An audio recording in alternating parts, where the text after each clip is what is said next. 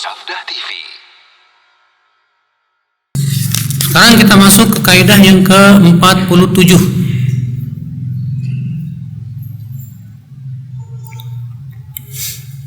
Masyiatullahi masyiatun taqdiriyatun ibtidaiyatun wa masyiatul abdi masyiatun tabi'atun sababiyatun. Kehendak Allah adalah kehendak yang bersifat takdir dan berdiri sendiri. Ya.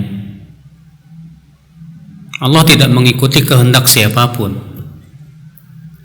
tapi semua mengikuti kehendak Allah. Wa masyiatul abdi masyiatun tabi'atun sababiyatun. Sedangkan kehendak manusia, kehendak hamba, itu kehendak yang mengikuti kehendak Allah dan tidak berdiri sendiri.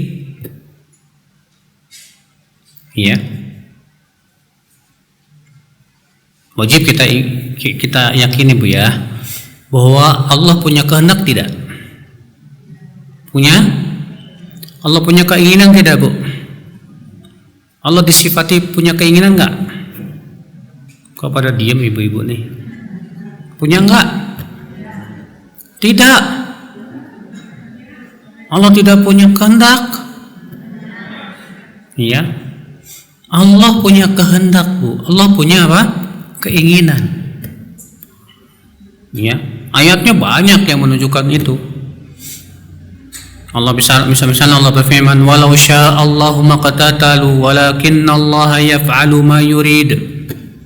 Kalau Allah kehendaki, mereka tidak akan berperang. Akan tetapi Allah berbuat sesuai dengan apa yang Allah inginkan. Tuh, lihat, Allah menegaskan Allah punya kehendak, punya keinginan. Ya. Namun tentunya wajib diimani juga, ibu-ibu, bahwa kehendak Allah, keinginan Allah tidak lepas dari apa? Keadilannya. Tidak lepas dari apa? Hikmah-hikmah yang agung di belakangnya. Ya. Sekarang saya mau tanya lagi, manusia punya kehendak dan keinginan nggak, Bu? Punya. Namun apakah kehendak manusia dan keinginannya berdiri sendiri? Tidak. Akan tetapi mengikuti kehendak siapa? Allah. Dalilnya mana? Surat At-Takwir ayat 29. Allah berfirman, "Wa ma tasyauna illa ay yasha Allahu rabbul alamin." Dan tidaklah kalian berkehendak kecuali sesuai dengan apa yang Allah kehendaki, karena Dia Rabbul Alamin. Ya. Nah, ini wajib kita yakini, Bu, bahwa hamba pun punya apa? Kehendak. Ya.